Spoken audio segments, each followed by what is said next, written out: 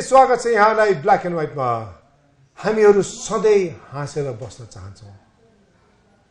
ती हाँसोहरूमा हामीहरूले जहिले पनि सुख प्राप्त गर्ने गर्छौँ, दुःख हामीले भुल्ने गर्छौँ।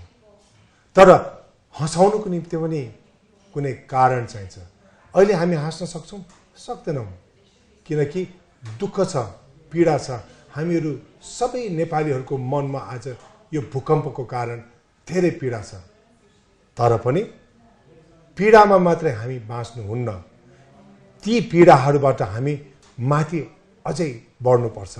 अब त जुन नयाँ नेपाल भनेर सबैले कुरा गर्ने गर्छन् नि, अब हो समय आएको छ हामीहरूले नयाँ नेपाल बनाउने। We have to rise again. Nepalese will rise again. Nepal will rise again through people like our special guest today.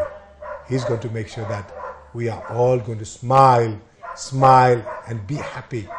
Forget about the pain. And we will win. Win over our pain and we'll only gain. नमस्ते हरिवंश आचार्यजी, नमस्ते। नमस्ते। कति वर्ष भयो बा। स्वागत छ फेरि तपाईलाई ब्ल्याक एन्ड व्हाइटमा। Thank you. अहिले केमा व्यस्त हुनुहुन्छ? अलि व्यस्त भन्दा नि अस्त व्यस्त। अस्त व्यस्त छैन?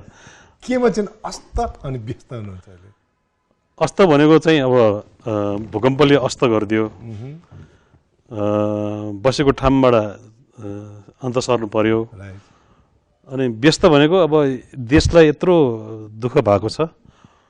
हुन त हामीले गरेको खटाई एउटा तिलको गेडा जति पनि छैन।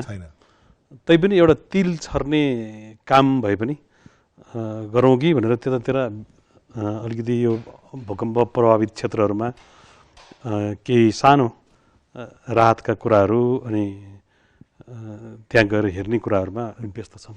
ती राहतको कुरा गर्दा कति धेरै कन्ट्रोभर्सिसहरू आइरहेछ अहिले। यसो भएन, उसो भएन, यो भएन, यो गर्नुपर्ने, त्यो यहाँ पुगेन भन्छ। यो के हो? तपाईँ त दौडिरहनु भएको छ अहिले।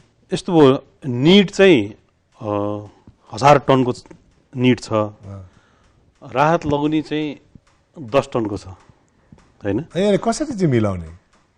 यो मिलाउनलाई चाहिँ कस्तो भन्दाखेरि यो पहिलेदेखिकै ठुलो प्रिपरेसन चाहिन्थ्यो। प्रिपरेसन हाम्रो देशमा चाहिँ खालि सत्ता छोड्ने, सत्तामा जाने, त्यो म्युजिकल चेयर भन्छ नि। तर तपाईँ हामी दोषी छैनौँ र हरि सर? हामी धेरै दोषी छैनौँ, किनभनेदेखि हाम्रो पेसामा हामीले आफ्नो काम गरेको छौँ। र अब भूकम्प जान्छ भन्ने चाहिँ कुराहरू पहिलेदेखि नै छ। नेपालको हिस्ट्रीमा यस्ता ठुला प्रलयकारी भूकम्पहरू 70 वर्ष 80 वर्षको दौरानमा जान्छ भन्ने कन्फर्म थियो नि।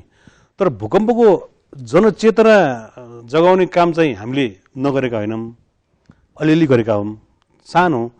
तर अब प्रिपरेसन गर्ने काम चाहिँ हाम्रो भन्दा पनि त्यो राज्यको दायित्व हो।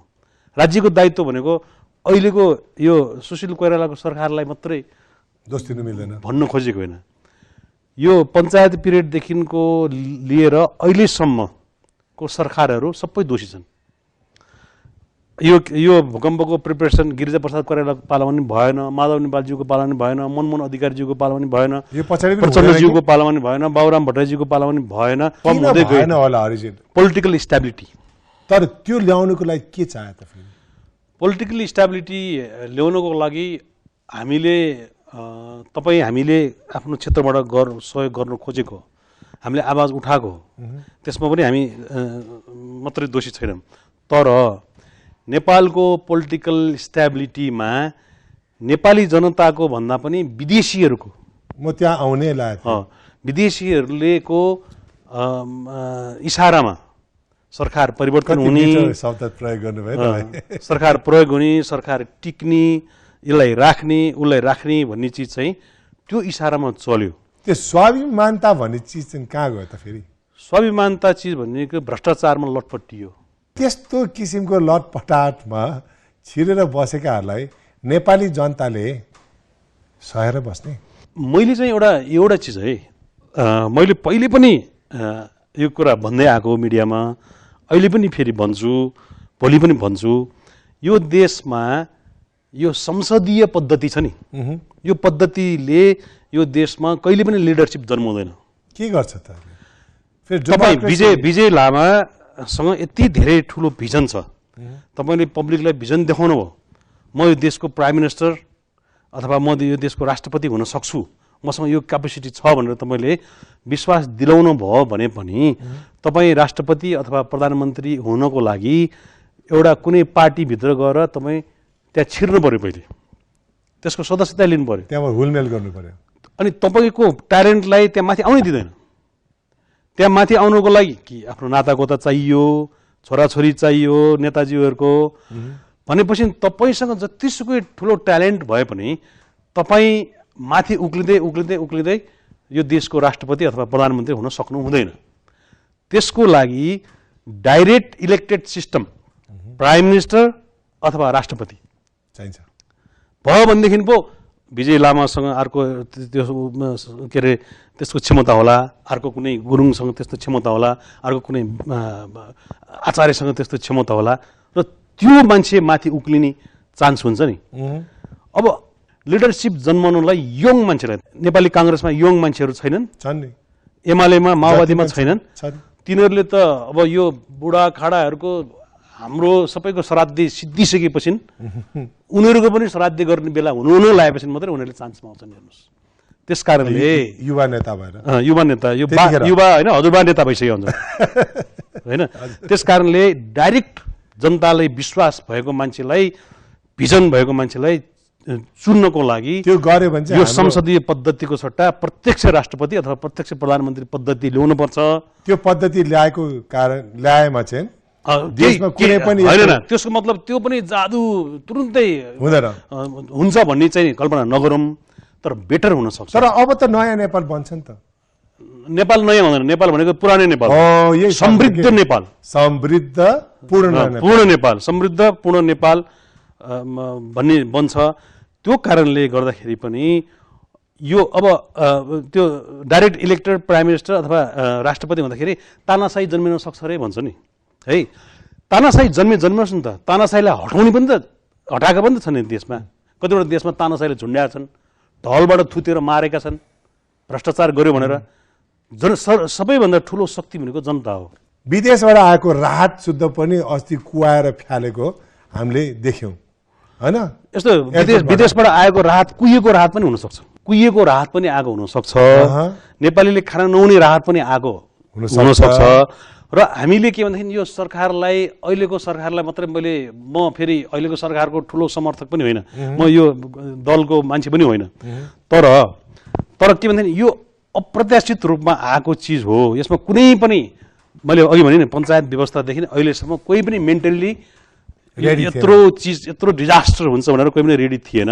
अर्को अहिलेको सरकारले के गरोस्, तर जनता त थियो, के हदसम्म थियो, आउँछ है भने होइन। जनतासँग त्यत्रो ठुलो भण्डार छैन जहाँ ल्याएर के अरे पाल ल्याएर स्टोर गर्न सकोस्, जनतासँग त्यत्रो स्टोर छैन जहाँ औषधि लिएर राख्न सकोस्। स्टोर गर्ने कुरा सम्बन्धी यो राहतलाई अहिले कसरी चाहिँ ह्यान्डल गर्नुपर्छ त्यसको बारे कुरा गर्नेछु।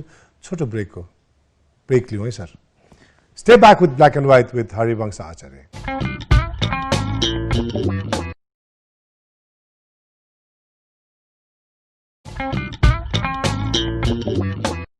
स्वागत छ यहाँलाई फेरि पनि ब्ल्याक एन्ड व्हाइटमा। मसँग हुनुहुन्छ हरिवंश आचार्य। नमस्ते एन्ड स्वागत फेरि पनि। हामीले एउटा कुरा जहिले पनि गर्ने गर्छौँ, जहिले पनि सरकारलाई नै दोष दिने गर्छौँ। सरकारले काम गरेन भनेर म भन्ने पक्षमा छैन। सेना कसको हो? सरकारको होइन, सरकारको। सशस्त्र प्रहरी सरकारको होइन, अनि राष्ट्र सेवक कर्मचारीहरू सरकारको होइन। यो बेलामा सबैले सेना प्रहरी कर्मचारीले गरेको कामको प्रशंसा गरेका छन् भनेपछि सरकारको निकायले काम गरेको छ नि होइन, काम गरेको छ। सरकारलाई मात्रै दोष दिने कुरा होइन यो।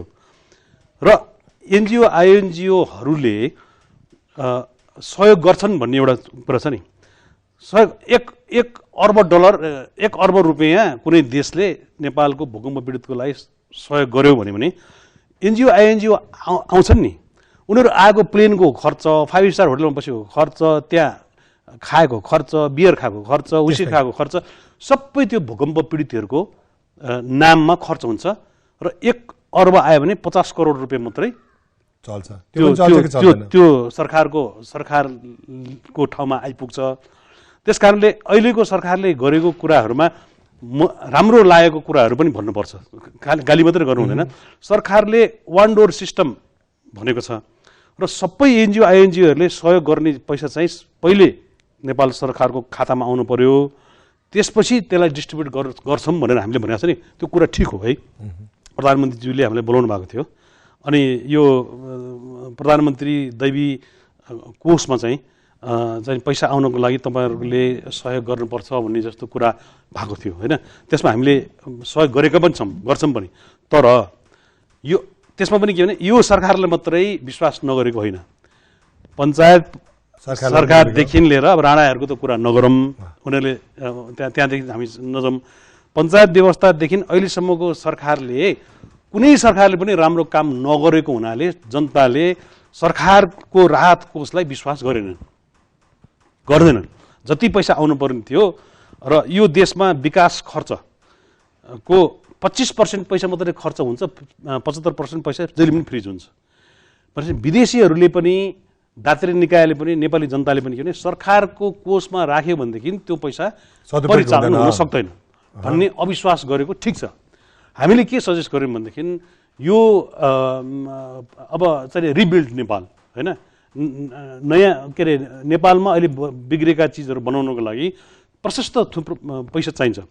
त्यो पैसा चाहिँ सरकारको नाममा मात्रै आउँदाखेरि पनि जनताले विश्वास नगर्ने भए, एनजिओको थ्रुबाट मात्रै आउँदाखेरि पनि अहिले हाइटीको कुरा सुन्दाखेरि अहिले पनि जसले पनि राहत दिने, जहाँ पनि राहत दिने गर्दाखेरि मान्छेले सडकमा पाल खनेर आगो बालेर अहिलेसम्म पाउरोटी खाइरहेछन् रे। त्यो अस्तव्यस्त भयो, एनजिओको मात्रै हातमा छोडिदियो भने पनि अस्तव्यस्त हुन्छ। त्यस कारणले सरकारले प्राइभेटसँग पार्टनरसिप गरेर राहत कोष खोल्नुपर्छ। त्यसमा सरकार त छँदैछ। अब यो देशमा राम्रो मान्छे कोही छैन नि त, छन् नि थुप्रै मान्छे राम्रो मान्छे। त्यस्ता राम्रो मान्छेको पनि केही मान्छे फेरि हुल गर्ने होइन, 8-10 जना त्यस्ता समाजमा हामी सहयोग गर्छौँ भनेर विदेशमा कमाएर बसिरहेका मान्छेहरू आएका छन्, भोलिन्टियर गरिरहेका छन्। म यतिवटा घर बनाउँछु भनेका मान्छेहरू छन्। उहाँहरूलाई पनि त्यो बडीमा राखेर विश्वासिला मान्छेहरू राखेर अब यो दिएको पैसा चाहिँ मिसयुज हुँदैन है भन्ने जनतालाई आश्वस्त पार्न सकेको खण्डमा भन्छ विदेशबाट आउने पैसा पनि सरकारी च्यानलमै राख्नुपर्छ। अनि त्यो मान्छेहरू भएपछि पैसा मिसयुज हुँदैन, जनताले पनि पैसा दिन्छ। त्यो पैसा राख्ने भन्दै बाहिर सुन्नमा आएका कुराहरू पनि थुप्रै छन्। जस्तै अब त पार्टी नै तम्सिन थाल्यो अरे नि त, मेरो पार्टीले चाहिँ यति चाहिँ पैसा ल हामी गर्छौँ यसो भन्छ। त्यो पार्टीलाई मात्रै जिम्मा दिनु हुँदैन। पार्टीलाई मात्रै जिम्मा दियो भनेदेखि त्यहाँ पक्कै पनि अब अर्को पल्ट चुनावमा जित्नु पर्यो भने मैले आफ्नो भोटर्सलाई चाहिँ रिजाउनु पर्छ भन्ने हुन्छ। त्यस कारणले त्यो एउटा इन्डिपेन्डेन्ट बडी बनाउनुपर्छ जुन ठाउँमा कसरी बन्ने त बनायो भने बन्छ नि, बनाउने बेला यही त हो नि। सकिन्छ सबै दलहरूले अब यो बनाऊ भनेर सभासदज्यूहरूले के भन्छन् त फेरि त्यसमा बाहिरबाट बनायो सभासदहरू पनि सबै बदमास छैनन् नि। अनि उहाँहरूले चाहिँ हामी चाहिँ के गर्ने भनेर प्रश्न होइन, उहाँहरूलाई चाहिँ जाने सभासदहरू त त्यो जुन राहतको कोष आउँछ त्यसमा पनि के गर्नुपर्छ भन्दाखेरि मेरो विचारमा जस्तो विजय लामा भन्ने मान्छे एउटा मनकारी मान्छेले म 1000वटा घर बनाइदिन्छु भन्यो भने त्यो कुन ठाउँमा घर बनाउने हो, त्यसको लिडर त्यही विजय लामालाई नै बनाएर त्यसको महालेखाको हिसाब किताब अडिट सडिट सबै गर्ने। यदि इनकेस भोलि पछि यसमा चाहिँ भ्रष्टाचार भयो भने तपाईँ जिम्मेवारी भनेर त्यो पकेटको लिडरहरूलाई जिम्मा लगाएर जानुपर्छ र सभासदहरू चाहिँ उहाँहरूको अन्तर्गत बसेर गाउँमा भोलिन्टियर गर्नुपर्छ। सकिन्छ। सबै सभासद नराम्रो छैनन् नि बिचरा। मेरो विचारमा संसारमा नराम्रो मान्छे भनेको 5% मात्रै छन्, बाँकी सबै राम्रो। 95% मान्छे राम्रा छन्, तर 5% मान्छेले बिगार्छ। जस्तो हाम्रो देशमा हाम्रो पपुलेसन कति छ? हामी अब 3 करोड हुन्छ है। 100 जना नेता तर्लायो भने भएन। 100 जना मान्छे मात्रै देशप्रति म मरिमेट छु, मेरो सबैभन्दा ठुलो मोटो भनेकै देश हो। सबैभन्दा मेरो ठुलो शक्ति भनेकै मेरो देश हो, म देश बनाउँछु भनेर 100 जना अहिले देखेका अनुहारहरूले रियलाइजेसन गरेर लाग्यो भनेदेखि त 3 करोड मान्छेले सुख पाउँछन् नि। हामीले अहिले सबै नेतालाई बदमास देखाएको छैनौँ, 100 जना नेताहरू कामै नलाग्ने देखाएको छौँ। फटाहरू तिनीहरूले नै चलाएछन् नि। 100 जना मान्छेले 3 करोड बस्ने मान्छे देश बिगार्यो। हास्य कलाकार सबैलाई तपाईँ हँसाउनुहुन्छ, तपाईँको बोली त्यो छन्दहरू जुन प्रयोग गर्नुहुन्छ, जुन त्यो फ्रेजेसहरूले पनि हँसाइरहनुहुन्छ, तर त्यो हाँसोभित्रको पनि एउटा त्यो सिरियसनेस छ नि, गम्भीरता, त्यो चाहिँ कहाँबाट आउँछ सर?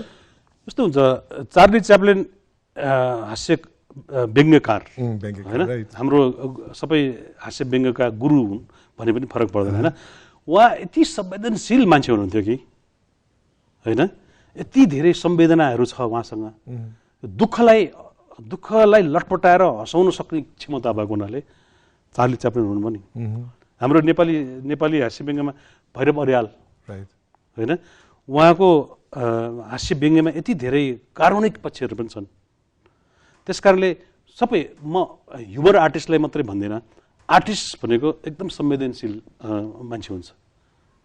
संवेदनशीलता नभइकन आर्टिस्ट हुनै सक्दैन। त्यसभित्र संवेदनशीलताभित्र हाँसो, व्यङ्ग्य, रोदन, दुखाइ सब हुन्छ।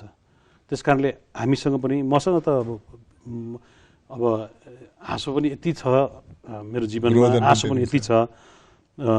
त्यसकारणले त्यो आफ्नै अनुभव हो। त्यो चिना हराएर पनि, चिना हराएको मान्छेमा पनि, चिना हराएर पनि चिर परिचित भएर सबैलाई चिनारी दिने व्यक्ति हरिवंश आचार्य। अझै तपाईँको यो सोचहरूको बारेमा कुरा गर्नेछु छोटो ब्रेकपछि। स्टे ब्याक विथ हरिवंश आचार्य।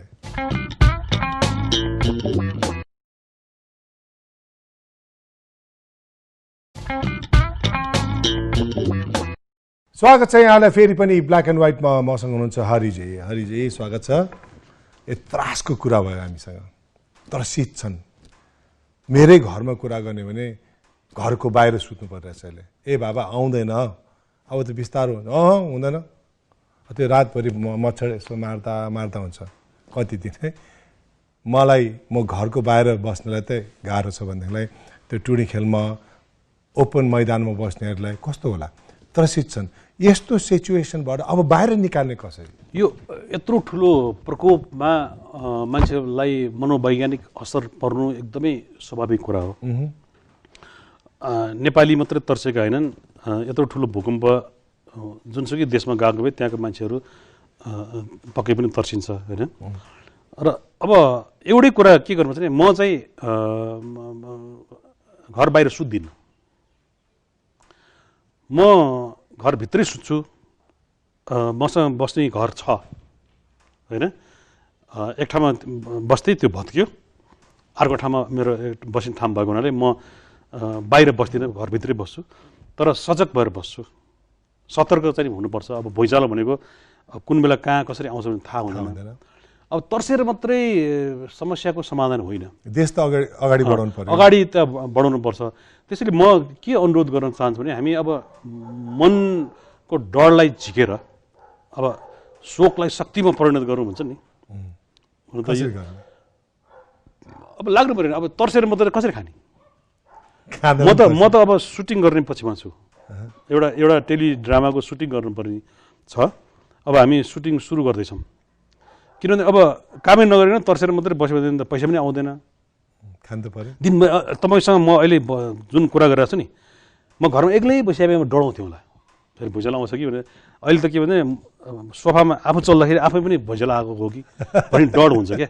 त्यसरी यस्तो बेलामा सकेसम्म एक्लै नबस्ने, एक्लै नछोड्ने, समूहमा बस्ने, समूहसँग भूकम्पको मात्रै कुरा नगर्ने।